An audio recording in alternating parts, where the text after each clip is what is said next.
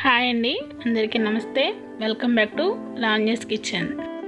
ఈరోజు గోంగూర పచ్చడిని కమ్మగా టేస్టీగా ఎలా చేసుకోవాలో చూపిస్తున్నాను. గోంగూర అంటేనే నోట్లో నీళ్ళూరుతూ ఉంటాయండి. ఇంకా వేడివేడి అన్నంలో ఈ గోంగూర పచ్చడి వేసుకుని తింటే ఇంకా చెప్పాల్సిన అవసరం లేదు. గోంగూర హెల్త్కి చాలా మంచిదండి. దీనిలో యాంటీ ఆక్సిడెంట్స్, మెగ్నీషియం, ఐరన్ లాంటి ఖనిజ లవణాలు పుష్కలంగా ఉంటాయి.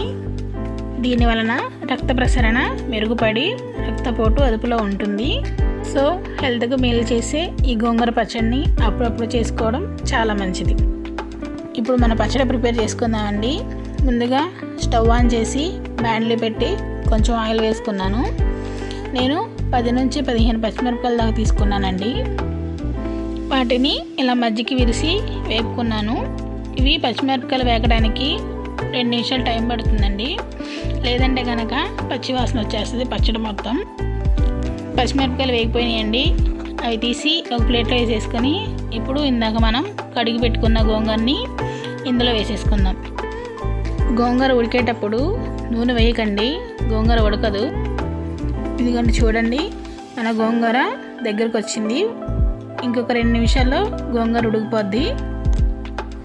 గోంగూరలో ఉండే నీళ్ళు ఇనికిపోయేంత వరకు ఇలా తిప్పుకుంటూ ఉందామండి, లేదంటే అడుగు మాడిపోతూ ఉంటుంది.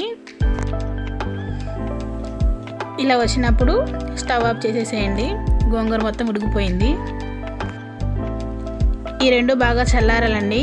చల్లారిన తర్వాత ఒక మిక్సీ జార్ తీసుకుని పచ్చిమిరపకాయలు గోంగూర అందులో వేసేసి కొంచెం కల్లుప్పు, కొంచెం జీలకర్ర, ఒక 2-3 ఎల్లుల్లిపాయలు వేసి ఒకసారి మిక్సీ పట్టుకోండి. మిక్సీ పట్టినాక చూడండి, ఒకసారి నోట్లో నీళ్ళు ఊరుతున్నాయి కదా మీకు కూడా. గోంగూర పచ్చడి టేస్ట్ మరింత పెరగాలంటే దీన్ని గిన్నెలో వేసుకొని సన్నగా తరిగి పెట్టుకున్న ఉల్లిపాయలు కోసేసి వేసుకోండి. ఉల్లిపాయలు వేసేసుకొని ఒకసారి బాగా కలపండి. ఇంకొక చిన్నదండి, పచ్చడి కూడా తాలింపేసేయండి. ఇంకంతే, మన పచ్చడి రెడీ అయిపోయింది. ఎంతో టేస్టీగా ఉండే గోంగూర పచ్చడి రెడీ. ఇంతేనండి, చాలా ఈజీగా త్వరగా మన గోంగూర పచ్చడి ప్రిపేర్ అయిపోయింది. మీరు కూడా ఒకసారి ఈ గోంగూర పచ్చడిని ప్రిపేర్ చేసుకుని టేస్ట్ ఎలా ఉందో చెప్పండి. ఈ వీడియో కనుక మీకు నచ్చితే please like, share, subscribe to my channel.